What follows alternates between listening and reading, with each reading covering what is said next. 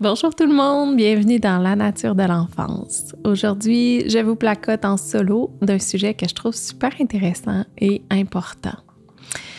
En réfléchissant davantage sur le développement de nos enfants puis de notre société actuelle, il y a un autre grand thème qui me préoccupe, puis c'est la déconnexion croissante avec la nature puis son impact sur le développement de nos enfants. Alors aujourd'hui, inspiré par Richard Louv, qui est l'auteur du livre Last Child in the Wood, traduit en français par Une enfance en liberté, j'ai envie de vous emmener avec moi dans cette réflexion-là sur le thème du manque de nature ou du besoin de nature. Richard Louv est donc auteur, journaliste et il préside l'ONG Réseau Enfants et Nature. Je souhaite vous partager les différentes dimensions de cette déconnexion-là, tout en mettant en lumière les bienfaits incontestables de rétablir un lien essentiel avec le monde naturel. Alors, dans cet épisode, j'aborderai plusieurs thèmes importants comme le manque de connexion au monde du vivant, l'enfant conteneurisé, la validation scientifique du besoin de nature et enfin, les raisons profondes pour lesquelles la reconnexion avec la nature est non seulement bénéfique, mais aussi indispensable. Donc, pour commencer, le manque de connexion au monde du vivant. Dans la course effrénée de nos vies modernes, c'est quand même alarmant de constater combien on s'est éloigné du monde naturel. Les écrans sont omniprésents, les structures urbaines, humaines qui vont remplacer les espaces nature, le rythme quotidien qui va à une vitesse incroyable qui nous éloigne de la beauté puis de l'équilibre que la nature nous offre généreusement. Un exemple frappant de cette déconnexion-là, c'est d'ailleurs le temps que nos enfants passent à l'intérieur. Il y a plus de sports organisés, plus de temps en service de garde, plus de devoirs, plus d'écrans. Tout ça est nécessaire. Tout ça a nécessairement beaucoup réduit le temps de jeu libre à l'extérieur. Également, on observe que dès leur naissance, les petits sont moins libres de leurs mouvements, puis ils ont moins de contact avec la nature qu'on voit parfois comme plus risqué. Ce qui m'emmène justement à parler de ce que Louv appelle l'enfant conteneurisé. Nos enfants sont de plus en plus confinés dans des espaces restreints. On commence avec des coquilles, des chaises vibrantes, des sièges de voiture, des poussettes, des chaises hautes. Évidemment, dans certains cas, certains de ces éléments peuvent être utiles, mais est-ce qu'ils le sont tous et pour tout le monde? Je pense qu'on doit y réfléchir. Ensuite, comme dans une journée scolaire typique, nos enfants peuvent passer plusieurs heures assis sur une petite chaise carrée, suivies de courtes récréations, souvent dans des cours bétonnés, insuffisantes pour compenser la sédentarité du reste de la journée et le manque de nature. Cette réalité-là, elle contredit le besoin fondamental de nos enfants d'avoir de l'espace puis de la liberté pour bouger, d'explorer, de développer leur motricité naturelle puis naturellement. La science démontre que le besoin de nature est aussi réel et bénéfique que le besoin de manger ou de dormir. Louv nous présente aussi le concept de biophilie.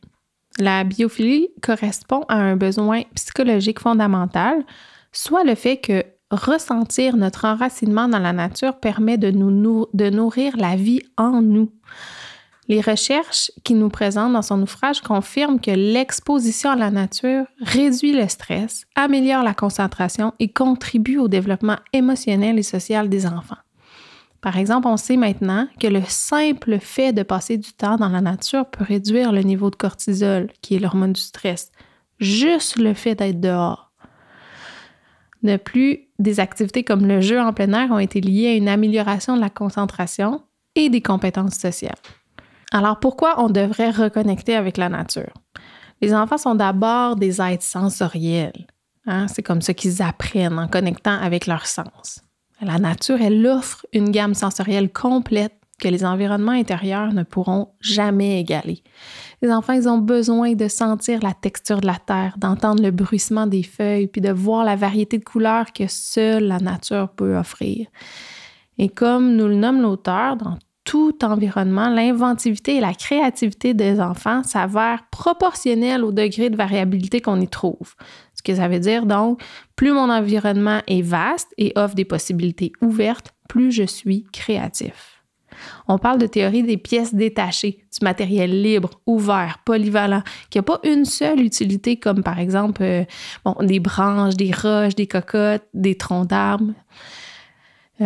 C'est aussi l'endroit parfait pour se connecter à nos origines. Tu sais, en ce moment, on a une préoccupation sans précédent pour l'environnement.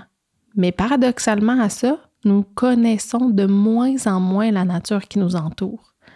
La plupart des enfants reconnaissent les marques de céréales, les enseignes de magasins, les personnages de séries, mais ne peuvent pas identifier les arbres ou les plantes qui les entourent.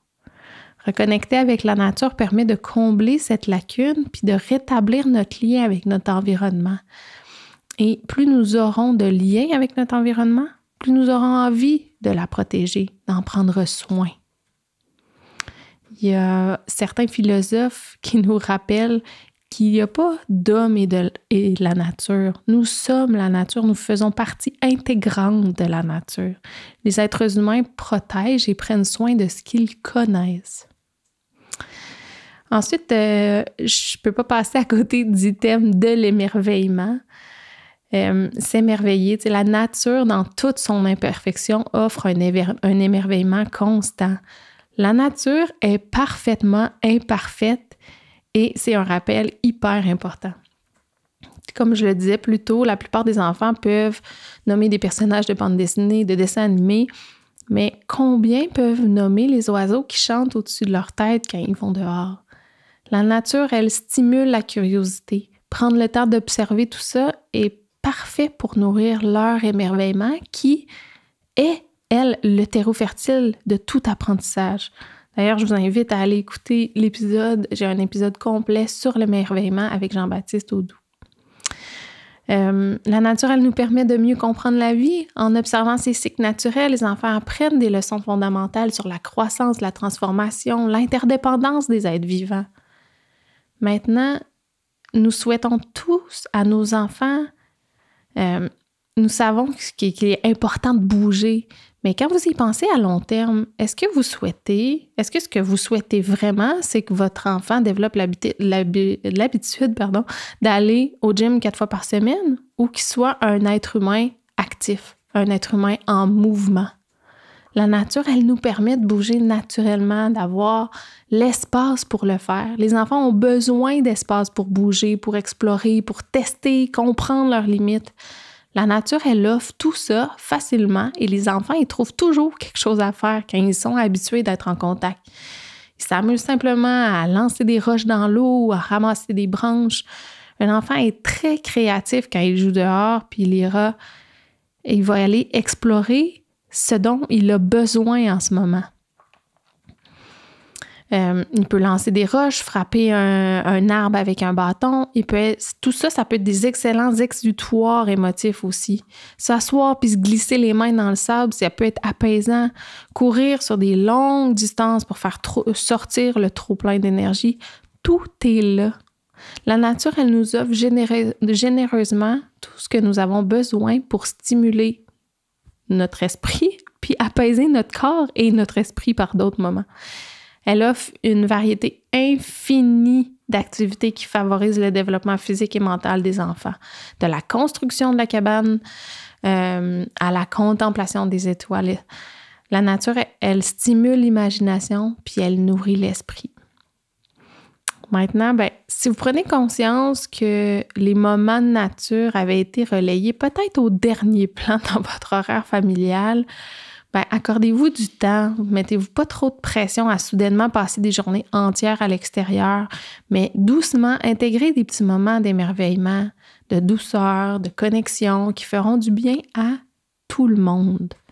Faites un feu dans la cour, mangez une collation spéciale autour du feu, étirez une routine pour aller regarder les étoiles ou sortez voir le lever du soleil. En hiver, c'est encore plus simple, une heure plus raisonnable. Allez simplement explorer un sentier près de chez vous, partez à la recherche de trésors nature. Vous avez peut-être l'impression que les enfants vont s'embêter parce qu'ils sont moins habitués. Vous pouvez donner un petit défi simple. Chacun trouve 2 éléments qu'il trouve jolis. Chacun trouve 2 éléments rugueux. Ensemble, on doit repérer 5 éléments verts. C'est toutes des petites activités super simples qui vont créer un sentiment de connexion autant entre vous qu'avec la nature. Donc, en mêlant le jeu justement à ça, on ajoute le plaisir, la détente, ça va certainement être agréable pour tout le monde. Il y a aussi des mesures concrètes telles que réduire le temps d'écran des enfants, intégrer des activités plein air dans les programmes aussi plus structurés. C'est nécessaire pour le sain développement de nos enfants. Actuellement, il faut en être conscient, on est un peu contre-productif.